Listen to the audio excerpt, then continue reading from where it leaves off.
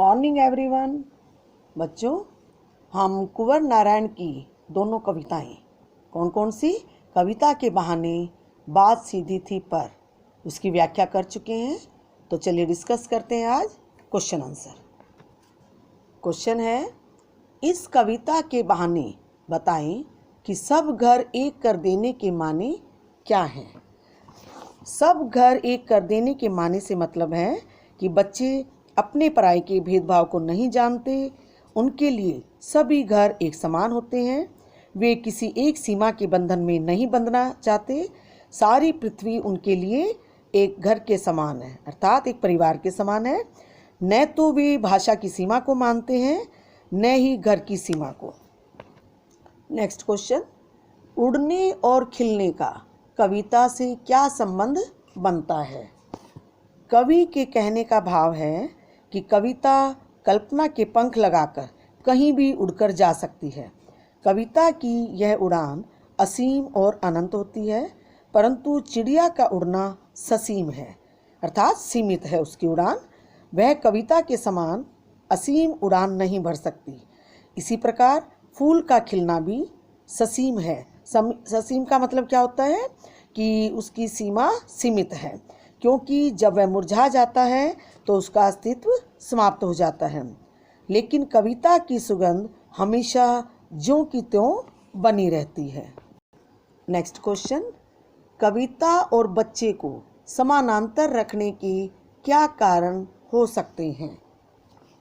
कविता और बच्चे को समानांतर रखने का कारण यह है कि कविता की कोई सीमा नहीं होती, क्योंकि कविता में भावनाओं के पंख लगे होते हैं। इसी प्रकार बच्चों के खेल में भी कोई सीमा नहीं होती, वे कहीं भी खेलने लग जाते हैं। बच्चों के सपने भी कविता के समान असीम होते हैं। बच्चों के लिए सारी पृथ्वी एक घर के समान होती है। नेक्स्ट क्वेश्चन, कविता के संदर्भ में बिना मुरझाए महकने के माने क्या हो सकते हैं? कविता के संदर्भ में बिना मुरझाए महकने के माने हैं हमेशा महक और ताजगी प्रदान करना, खुशबू देते रहना। खिले हुए फूल की सुगंध सीमित होती है, फूल के मुरझाने के साथ ही उसकी सुगंध समाप्त हो जाती है। लेकिन कविता की सुगंध अनंत काल तक बनी रहती है। अर्थात कहने का तात्पर्य है कि कविता जितनी बार भी पढ़ी जाए, हर बार वो आनंद उतना ही देती है और इसका आनंद कभी समाप्त नहीं होता। नेक्स्ट क्वेश्चन, भाषा को सहूलियत से बरतने से क्या अभिप्राय है? भाषा को सहूलियत से बरतने से अभिप्राय है कि कविता के कथ्य के अनुसार सहज, सरल, सीधी सादी भाषा का प्रयोग करना। ऐसा करने से किसी मेहनत की आवश्यकता नहीं पड़ती, बल्कि आसानी से जब सही शब्दों में बात कही जाती है तो वह श्रोता की समझ में भी आती है और वह बात प्रभावशाली भी होती है। नेक्स्ट क्वेश्चन, बात और भाषा परस्पर जुड़े होते हैं, किंतु कभी कभी भाषा के चक्कर में सीधी बात भी टेढ़ी हो जाती है। कैसे? कविता में भाव और भाषा दोनों का मणिकांचन प्रयोग हुआ है, तभी कविता का कथ्य पाठक को प्रभावित करता है। लेकिन जब कवि कविता में चमत्कार उत्पन्न करने का प्रयास करता है, तब कविता में वर्णित छोटी सी बात भी जटिल रूप धारण कर लेती है। जिस प्रकार हर पेज के लिए निश्चित खांचा होता है, उसी प्रकार प्रत्येक शब्द का अपना अर्थ होता है। लेकिन कभी कभी कवि भाषा के चक्कर में पड़कर सरल बात को भी जटिल बना देता है। कहने का भाव क्या हुआ कि जब कवि चमत्कारपूर्ण भाषा प्रयोग करके, आडंबरपूर्ण भाषा प्रयोग करके समझाना चाहता है, तो वह बात समझने की बजाय और उलझ जाती है, अपना प्रभाव खो बैठती है।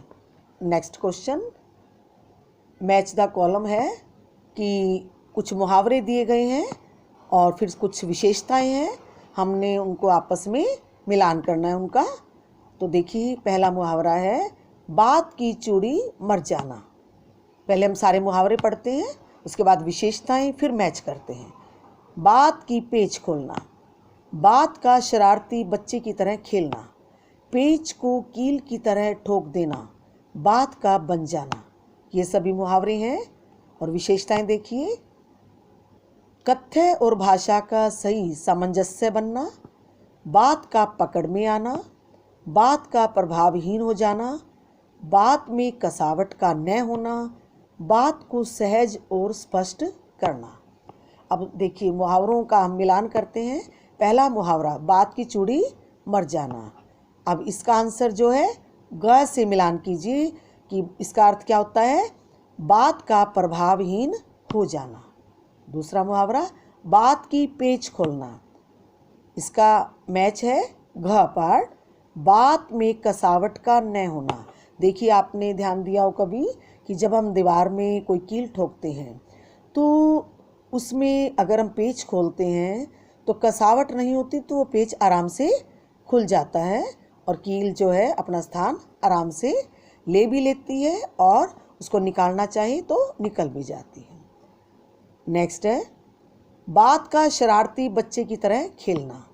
इसका मिलान खा भाग से है, बात का पकड़ में आना, कि शरारती बच्चे की तरह जब हम बात से खेलते हैं तो वो बात जो है जल्दी समझ में आ जाती है, पकड़ में आ जाती है। नेक्स्ट है, पेच को कील की तरह ठोक देना। अब इसका अर्थ कहाँ से है, देखिए लास्ट पार्ट ड़, बात को सहज और स्पष्ट करना, कि पेच को कील की तरह ठोकने का अर्थ है कि बात को सहज और स्पष्ट कर देना, कि बात समझ में आ जाए। फिर है बात का बन जाना। अब बात का बन जाना, कथ्य और भाषा का सही सामंजस्य बनना, कि कवि जो भी बात कहना चाहता है वो बात श्रोता की समझ में आ जाती है। बच्चों आज का होमवर्क है कि क्वेश्चन आंसर आप नोटबुक में लिखेंगे और याद करेंगे। Thank you.